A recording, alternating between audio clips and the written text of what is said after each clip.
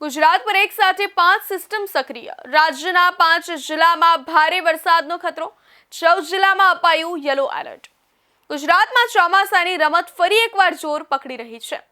રાજ્યમાં હવામાન તંત્ર દ્વારા આગામી સમય માટે વરસાદનું મોટું એલર્ટ જાહેર કરવામાં આવ્યું છે. રાજ્ય પર એક સાથે 5 હવામાન સિસ્ટમ સક્રિય થવાને કારણે સાર્વત્રિક વરસાદી માહોલ જામ્યો છે. હવામાન વિભાગની આગાહી મુજબ 13 ઓગસ્ટે 5 જિલ્લાઓમાં ભારેથી અતિ ભારે વરસાદ પડી શકે છે, જ્યારે 14 જિલ્લાઓમાં યલો એલર્ટ આપવામાં આવ્યું છે. એક સાથે 5 સિસ્ટમ સક્રિય.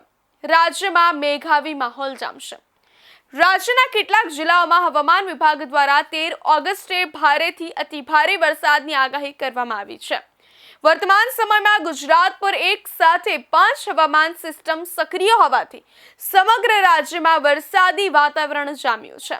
Low pressure, monsoon trough, shear zone અને 2 વેસ્ટર્ન ડિસ્ટર્બન્સની સંયુક્ત અસર હેઠળ વિવિધ વિસ્તારોમાં મેઘમહેર જોવા મળી રહી છે. ઉત્તર ગુજરાતમાં પધરામણી. 130 તાલુકામાં વરસાદ નોંધાશે. ઉત્તર ગુજરાતમાં છેલ્લા ઘણા દિવસોથી છવાયેલા ધાબળિયા અને ઉકળાટ ભર્યા વાતાવરણ બાદ આજે આખરે મેઘરાજા વરસ્યા હતા. સાંજ સુધીમાં સાબરકાંઠાના ખેડ બ્રહ્મા અને બનાસકાંઠાના વડગામમાં સૌથી વધુ 3.25 ઇંચ વરસાદ નોંધાયો હતો. આ સિવાય મહેસાણામાં 3.25 ઇંચ, વડાલી, દાંતીવાડા, સતલાસણા, વિજયનગર, દાંતા, પોશીના અને ખેરાલુમાં 2 ઇંચ સુધી તેમજ પાટણ, અરવલ્લી, ડાંગ, પંચમહાલ અને મહીસાગરમાં 1 ઇંચ સુધી વરસાદ પડ્યો હતો. રાજ્યના કુલ 130 તાલુકાઓમાં હળવાથી મધ્યમ વરસાદ નોંધાશે. ઉત્તર ગુજરાતમાં સિઝનનો 50% વરસાદ પૂર્ણ થયો છે. જણાવી દઈએ, 5 જિલ્લામાં ભારે વરસાદનો ખતરો અને 14 જિલ્લામાં યલો એલર્ટ. હવામાન વિભાગની આગાહી મુજબ આવતીકાલે દાહોદ, છોટાઉદેપુર, નર્મદા, ડાંગ અને તાપી આમ 5 જિલ્લાઓમાં ભારે વરસાદનો ખતરો તોળાઈ રહ્યો છે.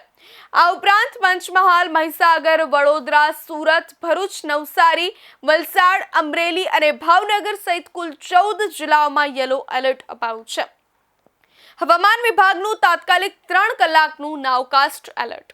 હવામાન વિભાગે તાત્કાલિક અગમચેતીના ભાગરૂપે આગામી 3 કલાક માટે નાવકાસ્ટ જાહેર કર્યું છે. આ અંતર્ગત અમદાવાદ, ખેડા, આણંદ, વડોદરા, પંચમહાલ, દાહોદ, છોટાઉદેપુર, ભરૂચ અને નર્મદા સહિતના જિલ્લાઓમાં હળવા વરસાદની શક્યતા છે. આ ઉપરાંત દક્ષિણ ગુજરાતના સુરત, તાપી, ડાંગ, નવસારી, વલસાડ તેમજ દમણ અને દાદરા નગર હવેલીમાં પણ હળવો વરસાદ પડી શકે છે.